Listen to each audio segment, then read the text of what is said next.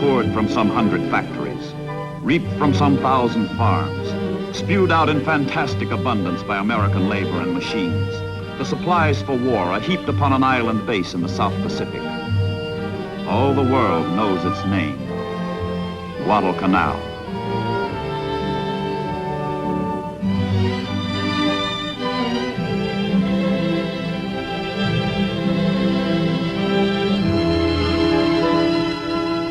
Springboard for attack, storehouse for victory. Yet in 1942, Guadalcanal was wild jungle. 90 uncharted miles of festering malaria and rainforest, bypassed for centuries by history, forgotten by man. But by June of 1942, the unpredictable forces of war began to link San Francisco in the United States with Guadalcanal in the Solomon Islands. The 1st Marine Division embarks for the South Pacific.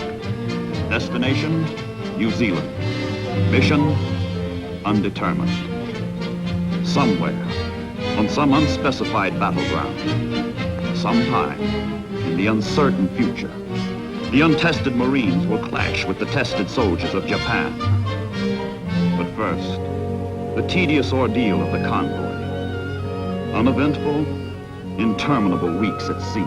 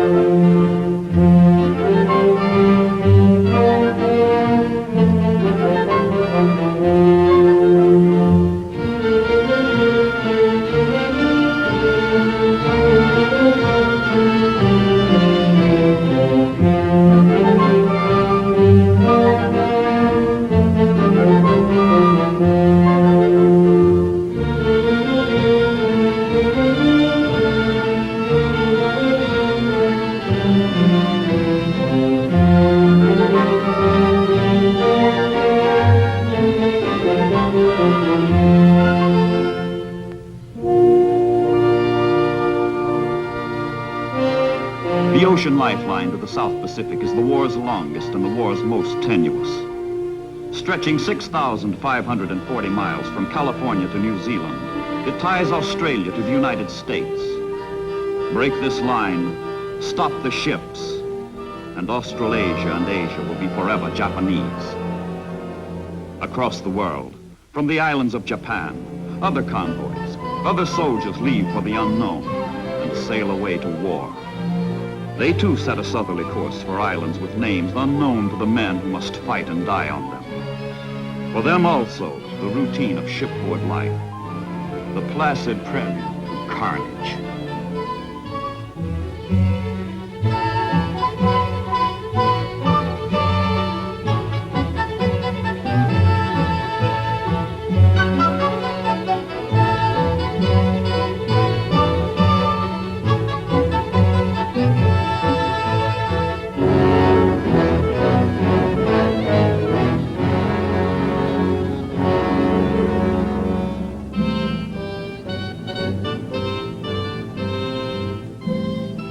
After the conquest of Rabaul and the Bismarck Archipelago, the Japanese push down the Solomon Islands. The two opposing forces slowly converge.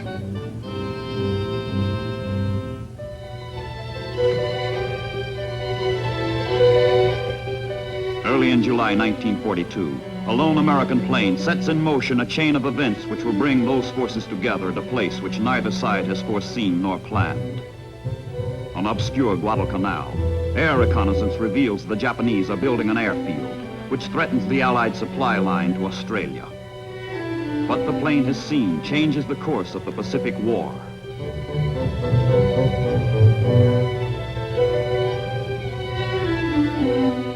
The Pentagon, Washington, seat of American war planning. The Joint Chiefs of Staff recast their global strategy to meet the new Japanese menace to the Allied positions in the South Pacific. Resources are slim, trained troops are lacking, but the Japanese can be permitted to go no further. Guadalcanal must be taken. Admiral King casts the die.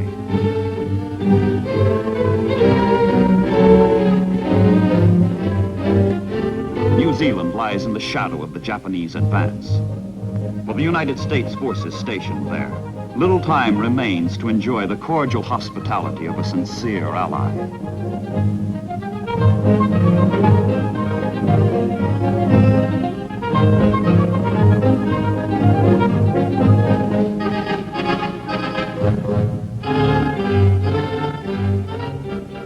The Marines have their mission now, to launch the first offensive land action in the Pacific War.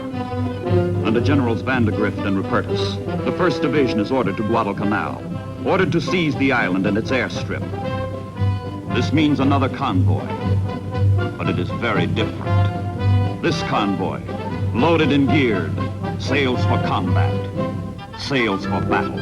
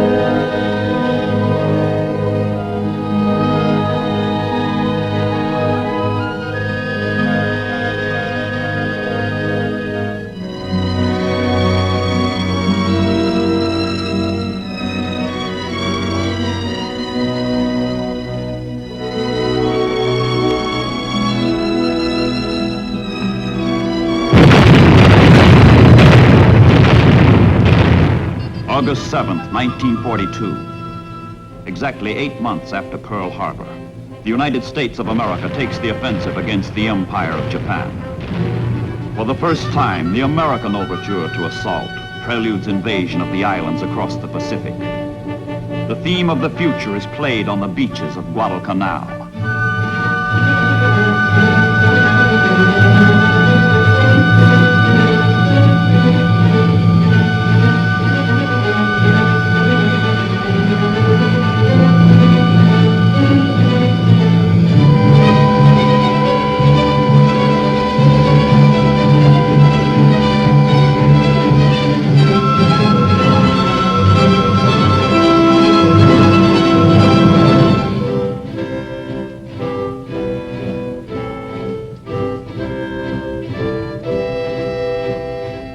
The order to commit the troops has been given.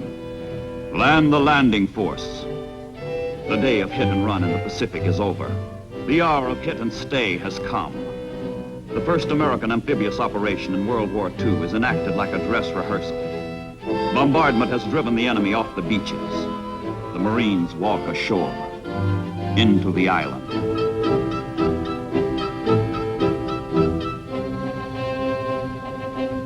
18 miles across the Sound, others land on Tulagi Island. Violently opposed by Japanese Marines, American Marines fight their way ashore.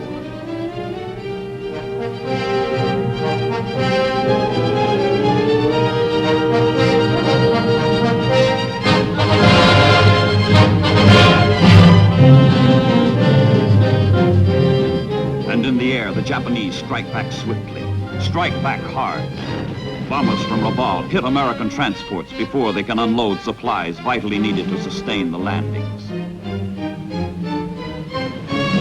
Damage to the transports at sea means near disaster to the Marines ashore.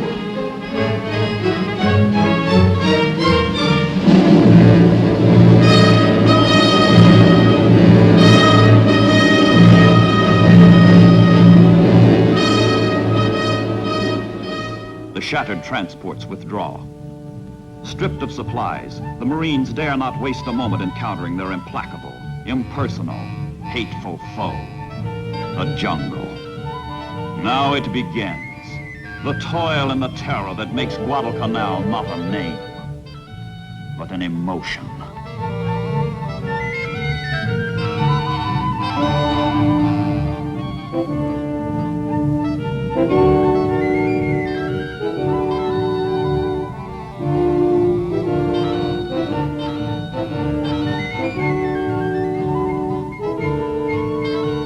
The airstrip is taken the day after landing, and the Marines christen it Henderson Field to honor a fallen buddy. Their own gear destroyed, the engineers use Japanese equipment to prepare the field for the first American planes.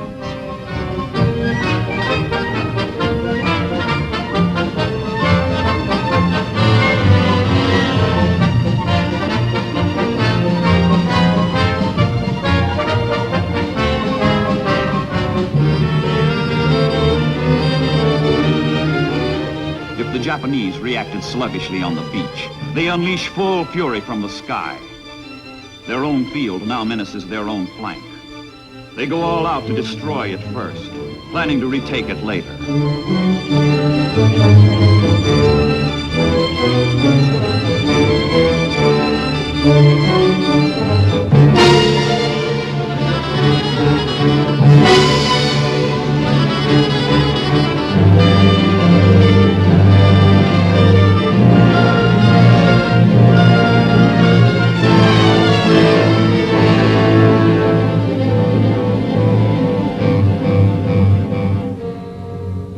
Under the dark cover of night, the Japanese filter reinforcements ashore.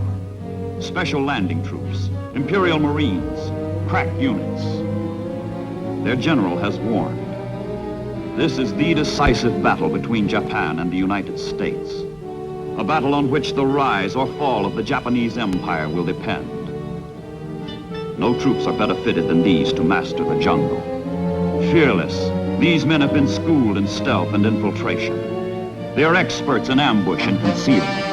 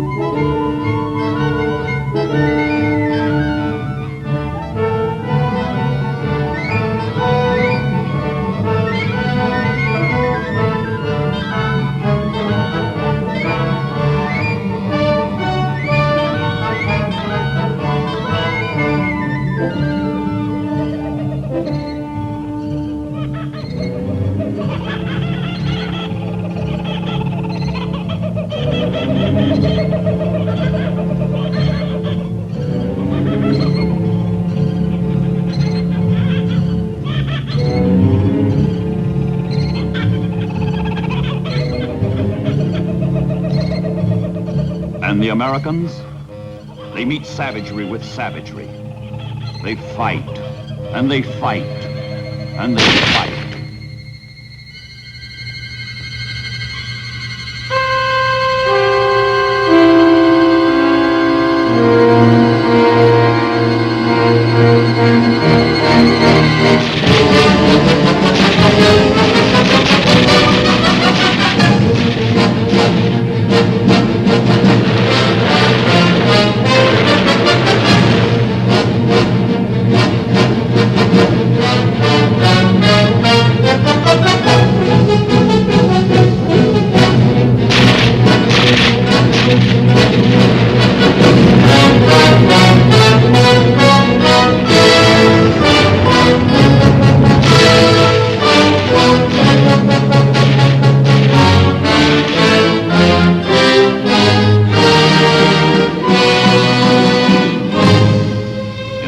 history of human slaughter, few troops have ever endured such scourging as the Marines on Guadalcanal.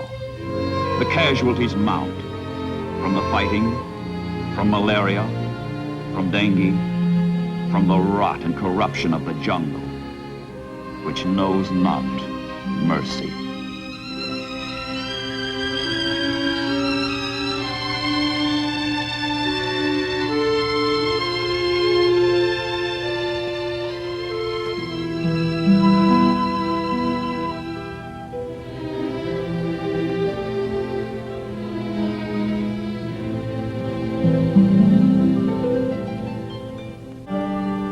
Salute the rising sun. Throughout their empire, throughout newly conquered Southeast Asia, throughout the South Pacific, the Japanese pause out of respect for their symbol of national superiority. Theirs not to reason why. Theirs but to do and die. And die they will, and die they do in a series of the most terrible sea battles in history. Down from their island fortress to the north, Rabaul, comes the Imperial Japanese Navy with timetable regularity, the Tokyo Express. But sailors of the United States and Australian navies sacrifice their blood for their brother Marines, who cannot hope to control Guadalcanal against an enemy who controls the surrounding seas. The Japanese come down the slot of water between the Solomon Islands and head for the sound called Iron Bottom, because it is strewn with the hulks of dead ships, the bones of dead sailors. The Battle of Savo Island, the Battle of the Eastern Solomons, the Battle of Cape Esperance, the Battle of the Santa Cruz Islands, the Naval Battle of Guadalcanal, the Battle of Tassafaronga, the Battle of Rennell Island. Nights of inhuman ordeal and defeat. Nights of more than human valor and victory.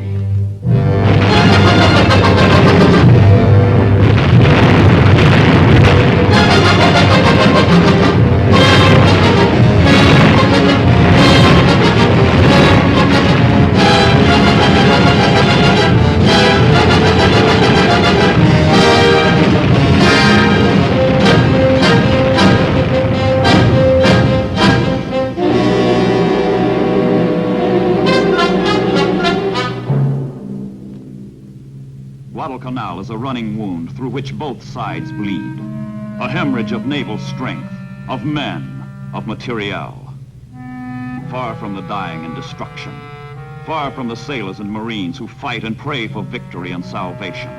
The United States of America organizes her land, her resources, her industry, her men to answer the distant prayers. In the greatest mobilization of strength ever known to the world, America prepares to rescue the world. And to the rescue, America marches.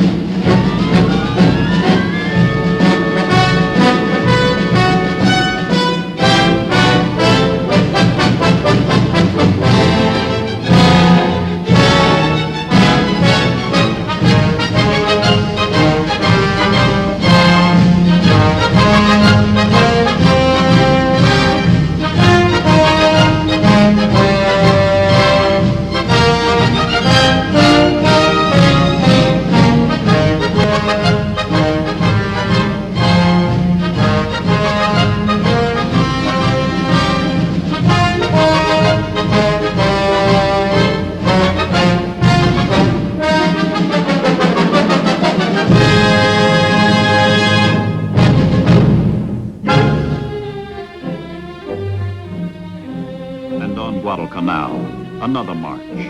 A march of grim men. Old young men. A march of men leaving purgatory. The 1st Marine Division is being relieved.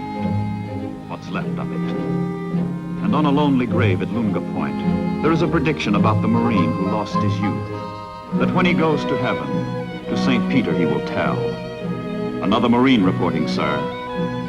I've served my time in hell.